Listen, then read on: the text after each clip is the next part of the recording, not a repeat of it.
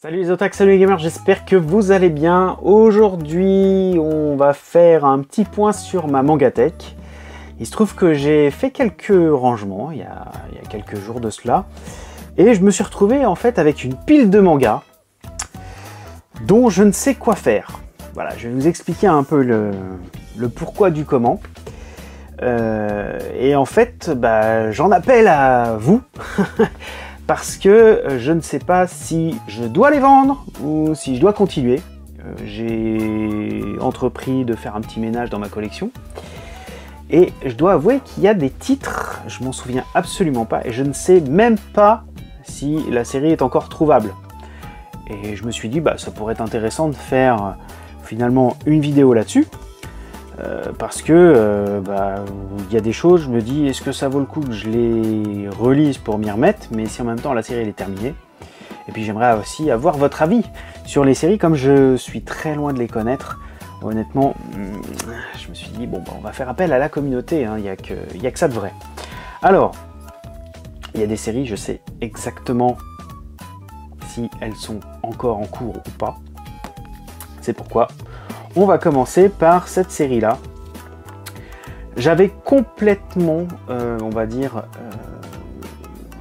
j'étais passé à côté en fait des œuvres de Mashima parce que Rave, ça me parlait pas.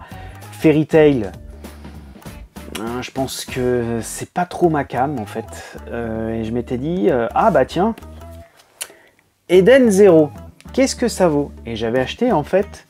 Vous savez, quand les éditeurs faisaient 2 pour le prix d'un, j'avais une sorte de coffret, voilà, les 2, histoire de vous lancer dans la série. Il se trouve qu'ils ont toujours été sur ma pile à lire, et puis après il y a d'autres séries qui sont arrivées, des séries plus adultes, des seinen, etc. Et en fait, je sais pas si ça vaut le détour, parce qu'il y a quand même pas mal de volumes. J'ai cru comprendre que c'était mieux que Fairy Tail, mais mieux, c'est toujours une question de goût. Donc, dites-moi dans les commentaires si Eden Zero, ça passe ou ça casse. Vous avez compris le principe, on va faire toutes les vidéos, enfin toutes les séries de mangas que j'ai là, parce que très honnêtement, il y a des trucs je sais vraiment pas quoi. Je sais pas, il y a des trucs j'aimerais le faire, mais je me dis ouais, il va peut-être y avoir une réédition. Berserk, j'aimerais bien qu'il y ait une réédition. Vous avez vu l'édition là, Deluxe qu'il y a, je crois que c'est anglais. Ouais, ça doit être aux États-Unis ou en Angleterre. Ils ont une série de luxe, mais alors elle est chère. Elle est très très chère, mais elle est topissime. Bref, il y a des séries comme ça qui me font envie, mais je me dis est-ce qu'il va y avoir une réédition? Pareil, ça, je suis dégoûté. Je suis dégoûté. Je suis fan. Je suis fan de Katsura. Et quand j'avais vu que Wingman ressortait, j'ai acheté le premier. Et puis après, il y a eu un problème, je sais plus quoi, de tirage, rupture, et puis je me suis un petit peu détourné des mangas. Ils ont sorti les autres. Ils sont tous introuvables maintenant. Est-ce que Tonkam, alors maintenant c'est, là c'était à l'époque encore Tonkam. Est-ce que Delcourt Tonkam va refaire une édition? Je croise les doigts parce que Wingman, j'aimerais vraiment que soit trouver un lot, mais à un prix décent, soit attendre une réédition. Je pense que je vais attendre une réédition parce que vu le prix des lots, et puis comme je suis assez exigeant en matière d'état, donc Wingman, qu'est-ce que je fais? Ça passe ou ça part? Dites-moi dans les commentaires. Après, ça, par contre, je crois que c'est encore trouvable. J'ai les 2 premiers. Lesson of the Evil, numéro 1 et numéro 2. Un monstre, une classe, la chasse est ouverte. Ça sent le Battle Royale. J'avoue que j'ai dû le lire à l'époque, quand c'était sorti. C'était sorti quand? 2012. Non, pas 2000. 10 ans déjà? Ah ouais. 2015. 2015, ouais, 2015 et l'œuvre 2012. Bon, ça date, hein. Ils sont pas jaunis, rien du tout. Qu'est-ce que je fais? Est-ce que la série, elle est disponible totalement? J'ai pas regardé. Est-ce que ça vaut vraiment le coup? Est-ce qu'il y a mieux? Parce que dans ce style-là, quand même, il y en a pléthore. Hein. Mais je sais pas quoi faire. Donc peut-être que ça va partir à la vente. On verra. En tout cas, ça part à la vente. Je sais pas où est-ce que je les mettrai en vente. Hein. C'est pas la peine de me demander pour me les racheter. Je sais pas encore. Mais j'aimerais d'abord lire vos commentaires et après, on verra. Rosenblood. C'est ça? Parce que la typo, elle est tellement compliquée. Alors, Rosenblood, fantastique romance mystère, Purple Shine. Rosenblood, je ne sais pas ce que ça vaut. Ça, je pense que c'est pas moi qui l'ai acheté. À ce moment-là, j'ignorais qu'un doux baiser empoisonné et une prison de ronces me retenaient prisonnière. Ça sent le shoujo vampire, ça. Je suis pas très shoujo, même si c'est vrai qu'il y a des trucs qui sont très sympas des fois, mais c'est pas trop ma came. Est-ce que c'est terminé ou pas? Parce que dites-moi hein, à ce moment-là aussi, ça peut intéresser quelqu'un d'autre à la maison si c'est encore disponible et à un prix correct. Et est-ce que ça vaut le coup surtout? Parce que bon, des fois les shoujo, il y a à boire et à manger. Alors, on continue. Alors ça, je sais qu'on l'a acheté il n'y a pas très longtemps, mais en fait, il est resté dans une pile et on l'a jamais vraiment sorti. C'était plus un achat compulsif. Ça s'appelle L'Enfant du Dragon Fantôme. Toujours pareil. Là, on est chez Komiku. Alors Komiku, il y a quelques séries que malheureusement j'ai laissé passer. Je suis dégoûté. Mais celle-ci, est-ce que ça vaut le coup ou pas? Je connais pas. Je connais pas. Combien il y a de volume là-dedans? Ça passe ou ça part? Dites-moi, hein. Dites-moi, parce que je vais pas pouvoir continuer toutes ces séries. Ça, c'est certain, il y en a, il va falloir faire des choix. Parce que, par exemple, Eden Zero, je sais pas combien il y a de volume, mais ça va être compliqué, quoi. Ah, ça, par contre, ça, je connais un petit peu mieux.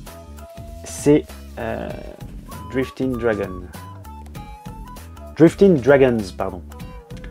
Ça avait l'air cool. Ça avait l'air vraiment cool. De la chasse de dragons, un peu à la Monster Hunter, et ils se font des super recettes avec. Je trouvais le concept assez sympatoche. Ouais, pourquoi pas. Voilà, terrine... terrine de confit de dragon. Ouais, ça a l'air cool. Maintenant, je ne sais pas ce que ça vaut. Est-ce que c'est bien? Est-ce que c'est pas redondant? Moi, je l'avais acheté, j'étais dans ma période Monster Hunter. C'était super cool, j'adorais. Et puis, j'avoue que le travail de la jaquette, enfin de la surjaquette, elle est vraiment excellente. Et je crois que sur tous les volumes, c'est vraiment top comme illustration. Mais est-ce que je dois continuer ou pas? Dites-moi dans les commentaires. C'est un peu vous qui décidez hein, sur cette vidéo. J'avoue que celle-ci me fait un peu envie. Alors celle-ci par contre elle me fait carrément envie. Mais j'ai vu le nombre de volumes. J'ai fait ah ouais ça va être compliqué, il va falloir que je trouve un lot. Parce que c'est un manga de sport.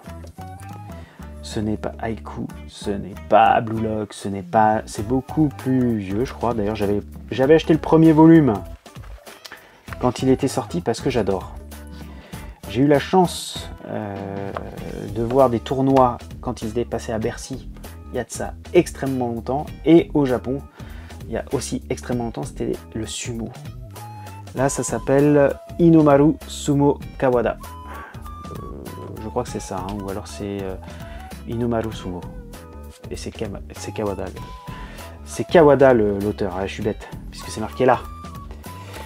Franchement, ça, j'aimerais bien continuer. Je n'ai que le premier volume, je trouvais ça excellent. C'est l'histoire d'un abo, là, c'est celui-là, qui veut faire du sumo, qui est fin comme tout, mais qui a une puissance et une force de malade. Bon, c'est un shonen très classique de sport, mais sumotori, quoi.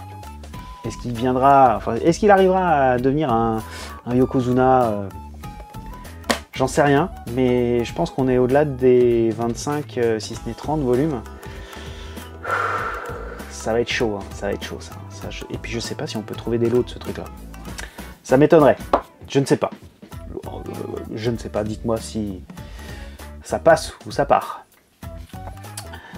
Oh, ça je ne connais absolument pas, donc je ne vais pas me risquer à vous dire ce que c'est. The Vampire and the Rose. Bon, c'est un shoujo de chez Soleil Manga, un des nombreux shoujo de Soleil Manga, j'aurais tendance à dire. S'il est là, c'est qu'il n'a pas forcément convaincu à la maison. Mais s'il y a des personnes qui l'ont lu, peut-être qu'elles pourraient me donner leur avis juste en dessous dans les commentaires, ça m'intéresserait, parce que ça aussi, si c'est bien, bah, ça peut faire l'objet d'un petit cadeau, j'achète la suite, et quelqu'un à la maison sera très contente de pouvoir le lire, peut-être, et ce sera grâce à vous. Ah oui, alors ça, j'en avais entendu du bien à l'époque. J'avais eu le service presse, il y a très longtemps de cela. Vous allez voir, c'est vraiment une vieillerie. To Your Eternity. Le pitch avait l'air vraiment cool. Histoire avec le temps, je crois. Jamais lu. Jamais lu. Je ne sais pas ce que ça vaut. Je ne sais pas si c'est bien. J'ai même une carte To Your Eternity. Voilà, ça faisait partie du service presse. C'est bien ça. Hein. Je m'en souviens très bien. C'est pareil. Ça vaut le coup? Combien il y a de volumes? Est-ce que c'est fini? Est-ce que c'est difficile à voir? Ça passe ou ça part? Vous voyez, il y en a quand même pas mal hein, de séries que j'ai commencé et que j'ai retrouvé comme ça. Je me dis, mais qu'est-ce que c'est que ce truc? D'habitude, quand je prends une série, je suis assez fidèle. Hein, je continue et j'essaye de la suivre pour pas me faire avoir, pour pas être trop en retard, parce qu'après, il y a des retards de lecture de dingue. Surtout quand j'achète la totale. Là, je me dis, bon, j'ai quand même de quoi lire, et puis après, je prends du retard sur d'autres séries, ça m'arrive. Alors, on continue avec une série qui m'avait l'air super cool, mais je ne sais pas ce que ça vaut. Ça m'énerve parce que ça me fait envie, mais je sais pas combien il y a de volumes. Ça, ce sont vraiment des mangas que j'ai eus dès leur sortie. Et je sais pas pour quelle raison, en fait, j'ai dû les mettre de côté à un moment donné, puis je les ai perdus de vue, et je savais même pas que j'avais ces séries-là. Donc c'est pour ça que je me demande si ça vaut le coup toujours, ou si c'est des mangas qui sont recherchés, j'en sais rien du tout. Je sais même pas combien ça cote, puisque je les ai retrouvés il n'y a pas si longtemps que ça, et à la vrai dire, je m'en fous que ça cote beaucoup ou pas. Moi ce qui m'intéresse c'est l'histoire. On n'est pas là pour spéculer, ça sert à strictement rien, ça ne fait que jouer le jeu des spéculateurs. Allez, on part chez Kiyun avec un seinen, et c'est King of Eden. Voilà, j'ai le premier volume et le deuxième volume avec une jaquette, comme qui dirait, un petit peu plus gore. Ça a l'air cool, hein. Ça a l'air plutôt cool, hein.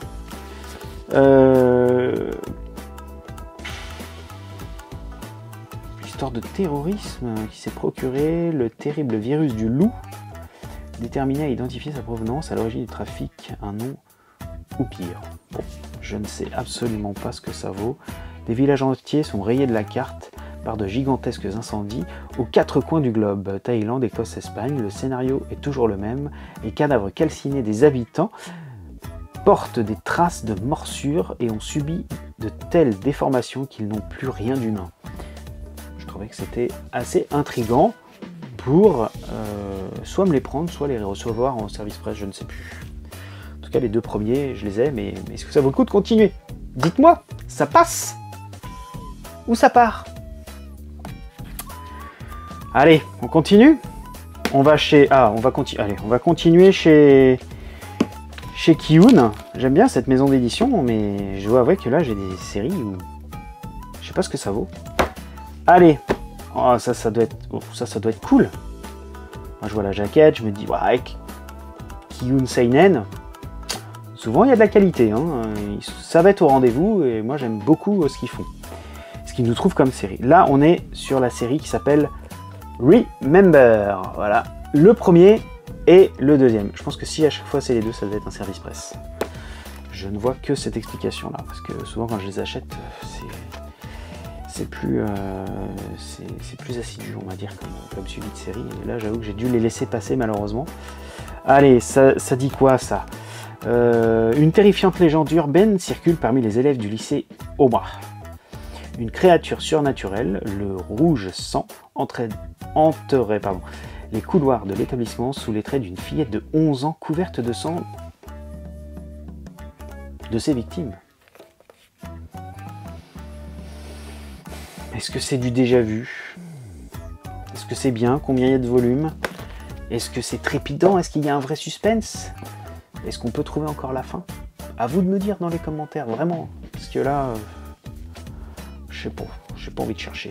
Ouais, je suis une grosse feignasse, j'avoue. Donc, ça passe ou vous connaissez la suite?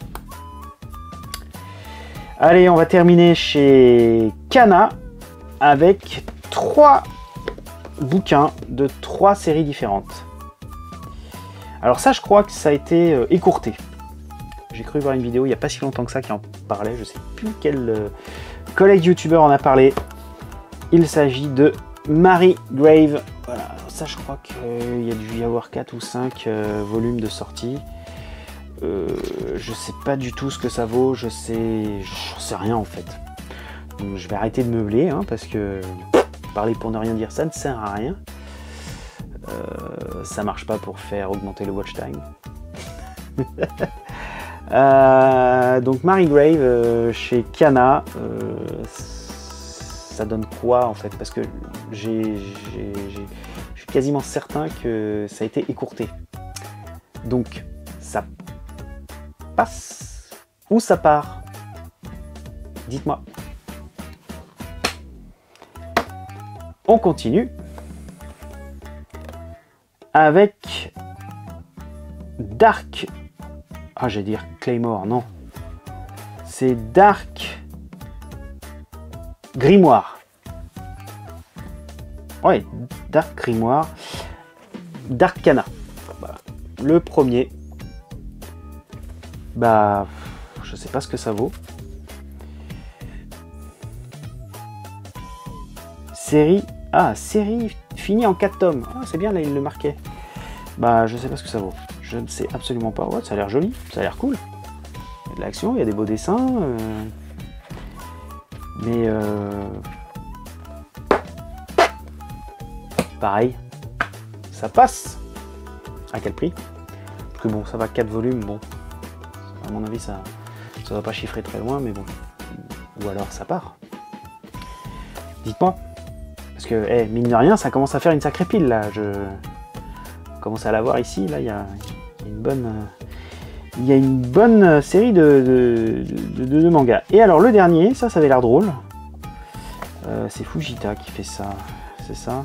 Ouais, c'est ça. Ça s'appelle Otaku Otaku. Voilà, je sais pas ce que ça vaut, ça avait l'air cool à l'époque, mais...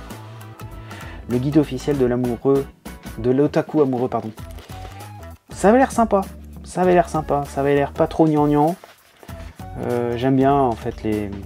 Ah, il y a même des pages couleurs au début. Ah, je vais vous montrer. Moi, j'aime bien les... Il y avait des animés spéciaux sur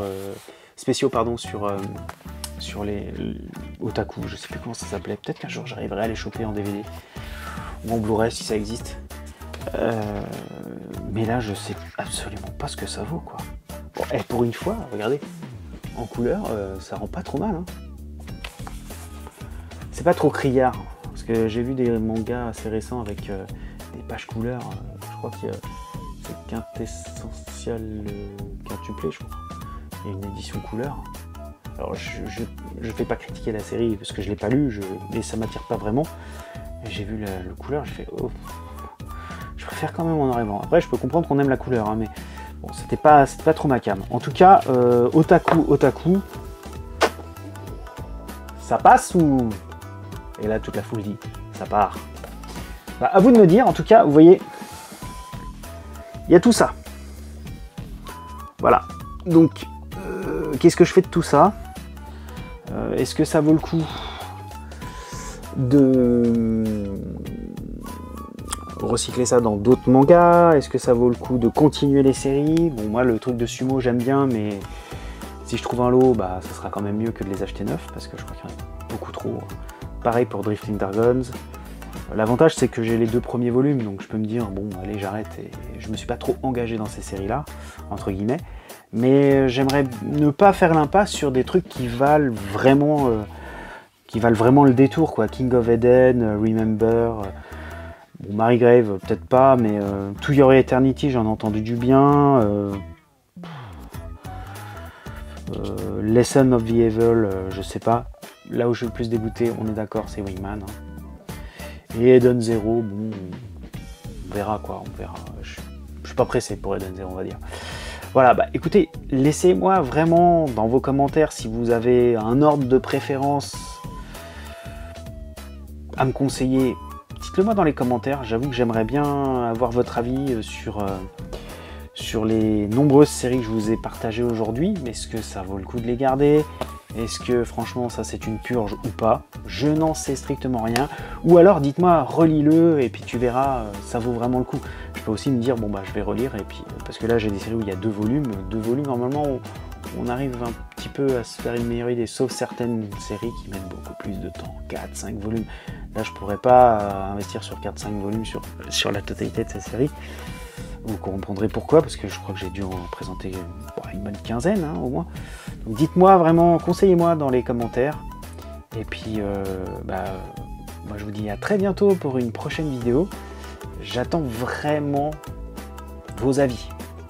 Conseillez-moi sur ce que je vous ai montré là. Est-ce que ça passe ou ça part? Allez, moi je vous dis à très bientôt pour une prochaine vidéo. Pouce bleu. À très bientôt. Bye bye.